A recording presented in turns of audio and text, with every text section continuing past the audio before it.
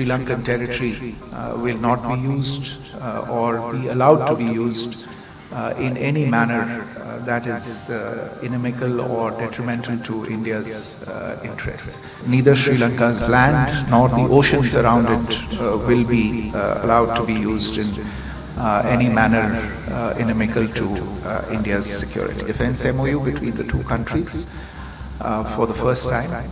And the MOU is in itself an umbrella framework document. Well, insofar as, so I think there are mostly everybody is focused on defense cooperation and the trilateral MOU for the development of Trincomalee as an energy hub and tariffs and fishermen. So let me take the MOU on defense cooperation. I think this proceeds from the fact that we've had very good conversations between the two leaders. They started in December last year when President Dissanayake visited Delhi, and they continued during this visit. And one of the recurring themes in the discussions, and in fact I would say a point of really close convergence in the narratives from both sides, has been a recognition of the completely interlinked nature of the security, the national security of Sri Lanka and India. And the President of Sri Lanka has both during his visit to Delhi and on this occasion and on several other occasions mentioned and stated very, very clearly that Sri Lankan territory will not be used or be allowed to be used in any manner that is inimical or detrimental to India's interests. In fact, if I recall correctly, during discussions today, he said that neither Sri Lanka's land nor the oceans around it will be allowed to be used in any manner inimical to India's security. So this is the background of the signature of the defense MOU between the two countries for the first time. And the MOU is in itself an umbrella framework document that will make existing defense cooperation initiatives more structured.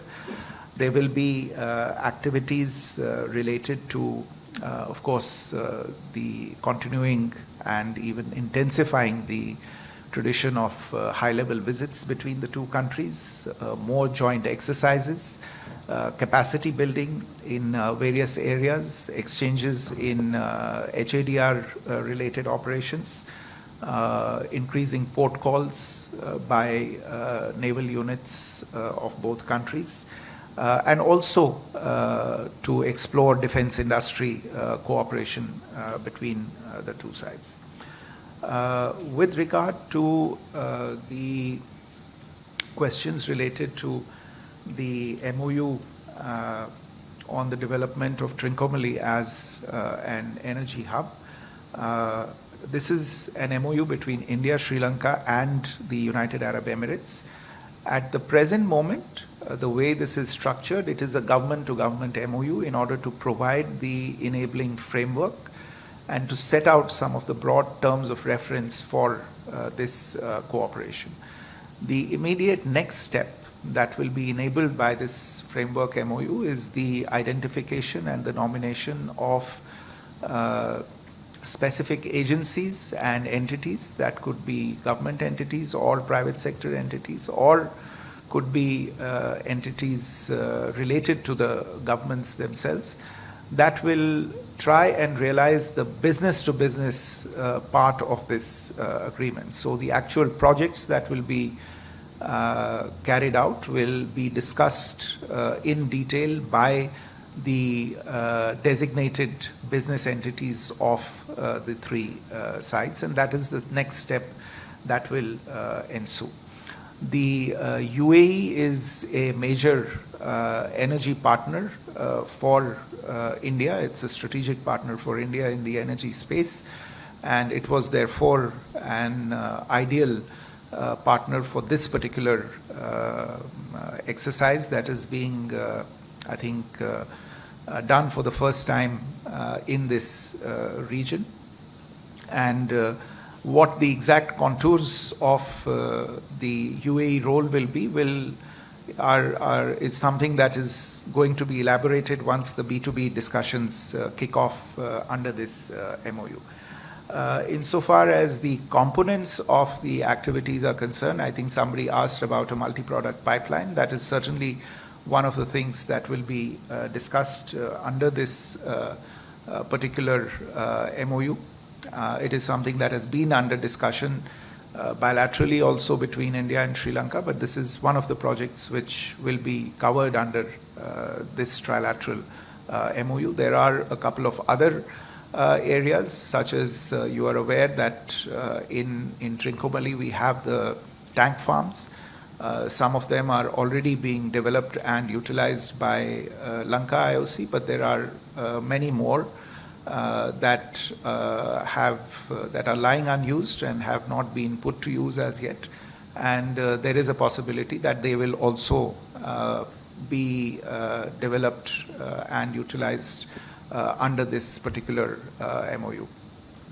Really, in the business space, there are a number of initiatives possible for discussion under an MOU such as this. I imagine that once the entities get together, they will look at all issues related obviously to financing, to feasibility, to viability, etc., and come up with the projects that can be taken forward on the ground. On fishermen, yes, this was, as I said, a subject that was discussed in considerable detail between the two sides. It is something that has remained a constant feature of discussions at all levels, including the highest levels between the two sides. As the Prime Minister said himself during his remarks, there was emphasis on the need to adopt a humanitarian and constructive approach to cooperation on these issues, because these are ultimately issues that impact the livelihood of fishermen on both sides of the Pork Bay. The Prime Minister emphasized that at the end of the day, it's a daily issue for the fishermen, and that certain actions that have been taken in recent times could be reconsidered. We have been informed that the Sri Lankan authorities have taken a decision to release 11 fishermen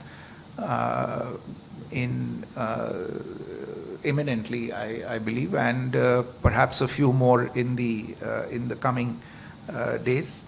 There are also releases of fishermen that take place from India from time to time. We've also, both sides also emphasized the need to intensify the institutional discussions between the two sides. As you are aware, there is a joint working group on fishermen between the two sides. Its 6th meeting was held last year in October, and the representatives of the two coast guards that often engage with regard to issues such as repatriation and exchanges also took place recently in November of last year.